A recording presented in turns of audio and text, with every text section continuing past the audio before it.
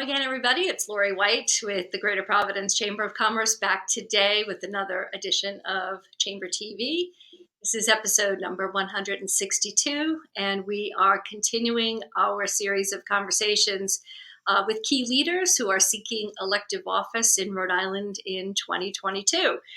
So today we are talking with a Democrat candidate who is running for second congressional district seat, succeeding Congressman Jim Langevin. Her name is Sarah Morgenthau.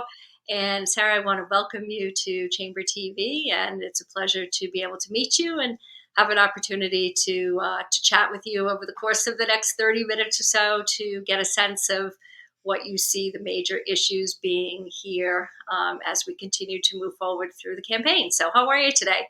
I'm great, Laurie. Thank you so much for having me today. Fantastic. So we've been ticking through the various candidates, and it's great to be able to be with you today to formally introduce you to the business community in Rhode Island. So let me toss it over to you and ask you, what's your backstory? Well, my backstory is I think, I made this decision to run for Congress, and people that know me have said, what took you so long? We knew that this was something that you would always do. And I think that's in part because of my family, my commitment to public service, and the strong legacy that I have in that. As many of you know, my mother ran for this seat in 1988, and my brother and I ran her campaign. And so that's why, when I was called to go to Washington, I went first in the Obama administration. I was working at the Peace Corps, where I worked on food insecurity, health security. We put together a public-private partnership to make sure that there were doctors and nurses on the ground to respond. This was before Ebola, before the pandemic that we're dealing with today. And then later went to Homeland Security, where I worked on cybersecurity, counterterrorism, and where I was the head of the private sector office. So I worked very closely with the business community. It's enormously important that government and industry speak the same language. Often that's not the case. There are so many things that the government relies on from the private sector, and so many things that the private sector needs from government.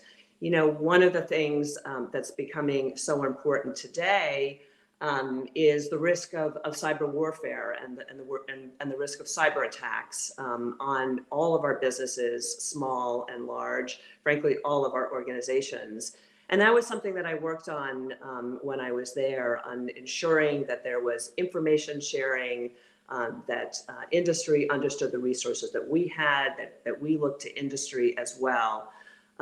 Another thing that we worked on there as well was it was just, cybersecurity was, becoming increasingly more and more important. I remember the head of DNI, National Intelligence, that I think it was 2015, it was the first thing that he said when he addressed Congress was the risk of cyber attack. And in 2009, I don't know that it was in the address. And one of the things that we had to do during that time was ensure that we had cyber talent. So collaboration with academic institutions, with the private sector, to make sure that there were cyber talent that could come into the government, something that we also need in industry. And then I took the Homeland Security expertise that I had learned in Washington, was appointed to the Homeland Security Advisory Board here in Rhode Island, worked at a small business where I was the head of global business development, working to bring in clients and make sure that the business was profitable, thought about all of the things that business leaders think about, our bottom line, ensuring that clients get the services that they need. And then in the Biden administration, I was asked to head up U.S. travel and tourism. and went to the Department of Commerce, where I was driving a national strategy to accelerate the recovery of the travel and tourism industry, which had been disproportionately impacted by the pandemic. Again, required very close collaboration with our industry partners to ensure that all things were thumbs up to make sure that we could get that industry back up and going. Quite an extensive backstory, Sarah. Thank you for sharing that. You also are a lawyer by training, correct? I am a lawyer by training and practiced law for many years. So in addition to my government experience, have a lot of experience both in business and in the law, which I think gives me, a really good sense of what the needs are kind of on both sides, which I think is important. I think when you're making policy, when you're introducing legislation, that you don't want to get too sort of, in your silo of, what's right before you, but think about how it's going to impact the whole ecosystem. And frankly, I think, policy is better done when you understand the various different stakeholders that will be needed to achieve those results. I'm intrigued. You mentioned your mom, Ruth, and her seeking public office back in the 80s. Can you compare and contrast what you see as the major differences? You and your brother were behind the scenes working on her campaign. So just sort of give us your reflections on then and now. Well, it's funny, Lori. I can tell you two things. On the one hand, it's been just wonderful because there are so many friends, long-time relationships that my family has had with families here and friends here, many of whom are coming out of the woodwork, or I'm bumping into. Just yesterday, I was in a coffee shop and met a couple of people whose father remembered us, well from Warwick. And so I feel really good being here. Rhode Island has always been the constant in my family. I am a New England girl through and through, and it really feels right.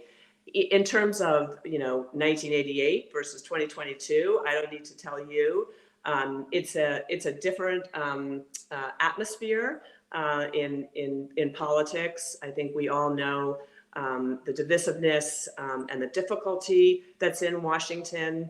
And I think that's why it's especially important to have somebody like me who has deep relationships working across the government with the various federal agencies, relationships in Congress, knowing other members, really being able to hit the ground running on day one. I think we don't have time. If we've learned anything coming out of this incredibly difficult period, it's the urgency of getting things done for folks who are hurting, who have struggled, businesses especially during the past 2.5 years.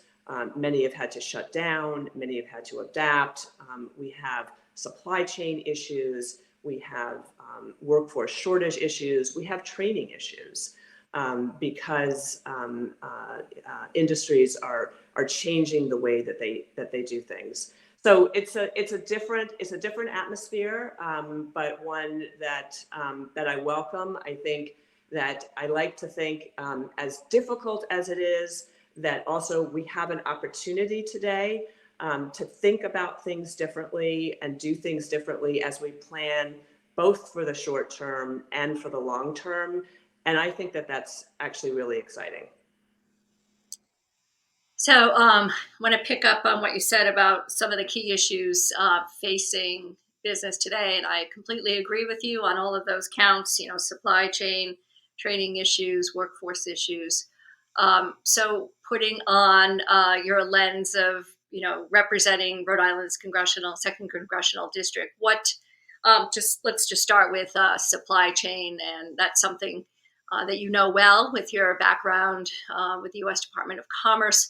What is it about chip production that America has fall down on, if you will, in terms of not being able to have the infrastructure to support the chip industry and also affiliated industries, support industries throughout the value chain?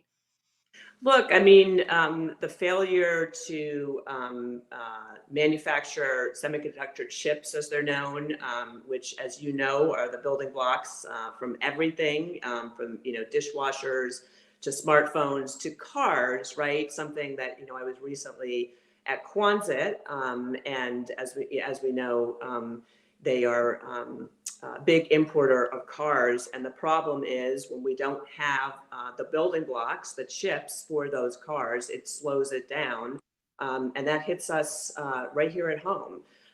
So there is significant legislation that has been pushed in Washington.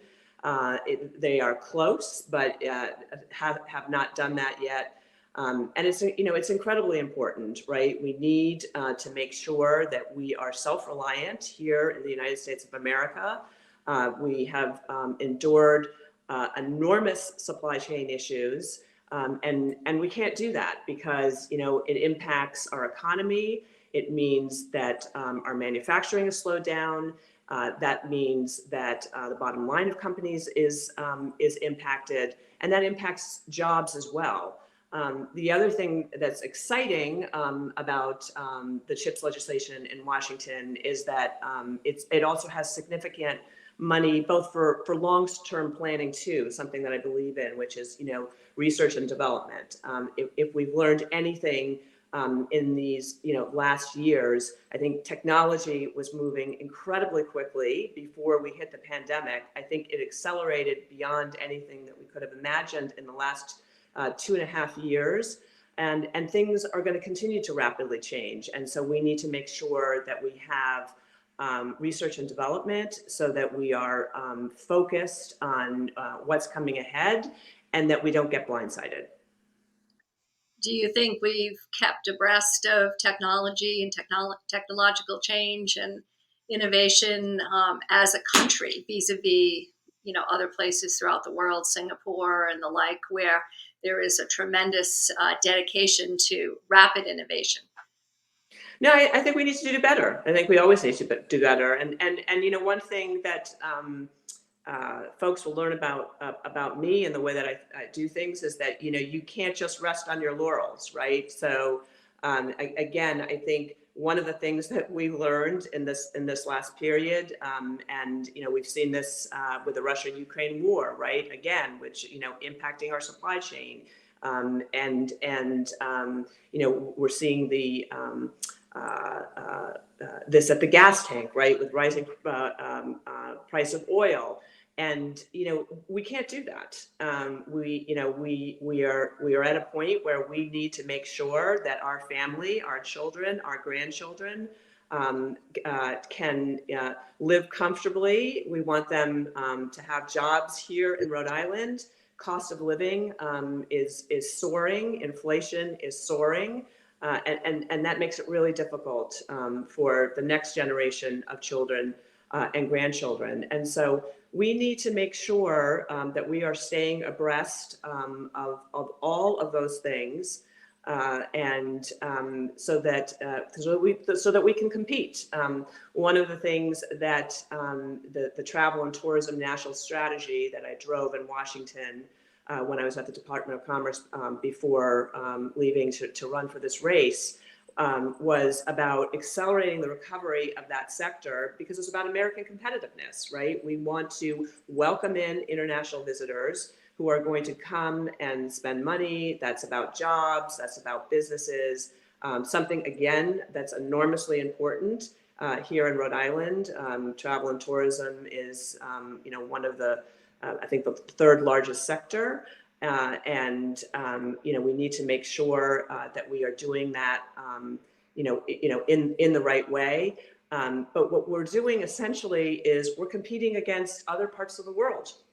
Because if they don't come here to the United States of America, if we're not, making sure that visa processing is working, that exit and entry, in our airports, that we're marketing our incredibly rich destinations, then people will go somewhere else. And so American competitiveness is incredibly important. And I think, again, I like to bring it back home. And I think that Rhode Island has some really remarkable things to be proud of. Quonset, where I was recently, is an incredible business model. Creating over 12,000 jobs. 1 in 6 manufacturing jobs, and really is sort of a shining example of what can be done. Again, with public-private partnerships, with federal money, right? Again, something that I would focus on, in Congress, to make sure that we can do that, and also to share that example with folks in Washington and all over the country, so that everybody gets a sense of the great things that are done here in the Ocean State. You mentioned your expertise and leadership in rebuilding America's tourism and travel industry, huge industry here in Rhode Island, as you well know. And you also mentioned workforce and workforce training. So I want to kind of stitch those two themes together and ask you, what's going on in this industry? If you talk to folks that are in the hospitality, restaurant, events industry, they say, yeah, people are coming back out, and we see a resurgence in foot traffic, but we can't get the help. We can't get a workforce. We've had to close 2 or 3 days a week because we don't have a chef, or we don't have a manager, or we don't have wait staff. What is going on in this industry? Where have the people gone, and what is the solution potentially from a congressional point of view as to how do we break up this logjam and really, really accelerate the recovery in the hospitality and tourism industry? Look, I mean, you're absolutely right, and it's a huge problem up and down the sector. And I have talked to the folks in the Hospitality Association here, and I know that there is really big workforce shortage issues. And one of the things that you're seeing too in Rhode Island is that you're seeing in places like Newport have actually exceeded where they were in 2019, but places like Providence that were relying on business travel continue to be hit. So look, on the workforce shortage issues, there's a couple things, right? We need comprehensive immigration reform. Because we need to be able to bring in people to do these jobs from around the world. We don't necessarily have the people that are going to be able to do that. And the other thing that's happening too, which I think is interesting and exciting here in Rhode Island, and we need to continue to emphasize the importance of that, is the training, right? I think hospitality is a great job for many people, and we need to make sure that we have the pipeline. So just as I was talking about, sort of doing that with cybersecurity, we need to make sure that we have the pipeline of workers that are coming out and doing, collaboration with some of our trade schools, high schools, and universities as well, to create that workforce. Comprehensive immigration reform as it pertains to the tourism industry. Elaborate on that, if you will, Sarah, and how does that really complicated and, admittedly contentious issue politically, how does that get resolved anytime soon? I'm cautiously optimistic on it, because I think, ironically, that what you're starting to see now are Democrats and Republicans who understand the importance of workforce shortage issues. And so I think that there could be an opening here because of the impact on business. And I think that everybody, no matter whether whatever their politics are. And by the way, I like to do things in that way. I like to look at issues for what they are. I am a problem solver. I have worked, on many different issues, I look at it as the problem and how can we resolve it? How can we bring the right people together? How can we collaborate, talk it through to make sure that we get the solutions that we need? And I think that we would do something like that as well. The workforce shortage issue is hitting everybody, and I think there is an awareness now that we need to have comprehensive immigration reform so that we can get people in here. One of the things that's just, a short-term relief is the HB2 visas. The DHS, Homeland Security, announced that they're going to have, I don't know, something like 18,000. So that is short-term seasonal workers. And again, these are short-term solutions that can be done, but we need to think about long-term ones too, because I don't think it's going anywhere. And some of these jobs too, Laura, you and I talked about this, which was that technology has changed things. The pandemic has changed things. People are less and less apt to go into high contact jobs because technology has allowed people to work virtually. And that's going to disproportionately impact travel and tourism, where so many of those jobs in hospitality are high contact. And that means that we need to do what we can to cultivate the workforce here in Rhode Island. And I think there's some good things that are being done on that. But we also need to think about comprehensive immigration reform. That's an interesting concept that you bring up, the high contact, high touch. So are you suggesting that the workforce, the traditional workforce that might be interested in those jobs are saying, heck, I think I'll go train to be a data scientist, or I'll work in, some kind of supply chain procurement and get training and do that, as opposed to being in an industry, although, the wage differential might or might not be significant. So you're saying it's a mindset shift among incumbent workers today. No, absolutely. I saw when I was in Washington at Commerce, I saw the White House actually gave me some stats which showed that the two drivers right now of workforce are virtual opportunities, right? So in other words, high contact is disproportionately impacted, which again, that's hospitality, that's travel and tourism, right? And wages. So I think absolutely you're seeing that. And one of the things too is just, the hesitancy because so many businesses in hospitality were shut down. And so people are hesitant to go back. They're not sure what's going to happen. We're still dealing with, the ups and downs of COVID. Every time you turn around, there's another variant that rears its ugly head. And it's been 2.5 years now. People have lost jobs. There wasn't the scheduling. There wasn't the security of knowing, how often you were going to work, how long you were going to work, how many days, as you mentioned. And so I think that there have been changes, and people have, as you said, gone into other types of jobs, and we need to be able to course correct on that.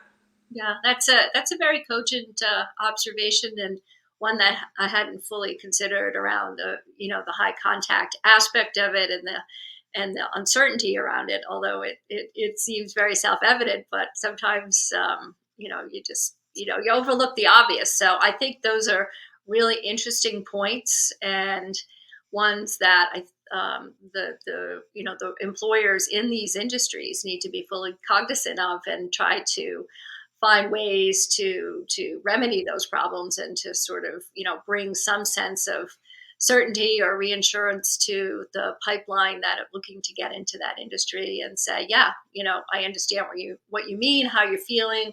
and the sense of, like, is this a long-term solution for me? Yeah, no, I think that's right, Lori. And that goes back to just touching quickly on the importance here of, I think you have to do two things, right? Because I think, you may have people who maybe have been in this sector a longer time who are changing, which, I think is fine. It's, there are changes. How do you make up for that?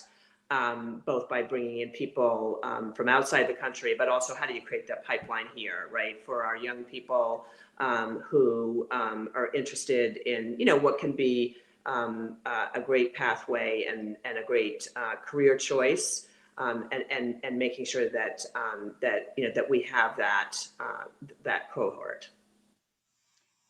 Let's shift gears in the remaining minutes that we have, Sarah. I want to ask you to share with us some of, what's the day in the life of Sarah Morgenthau on the campaign trail look like? Where are some of the places that you've been? What are your aha moments? What's been your favorite exchange with a constituent? Give us a little sense of what it's like out there today campaigning.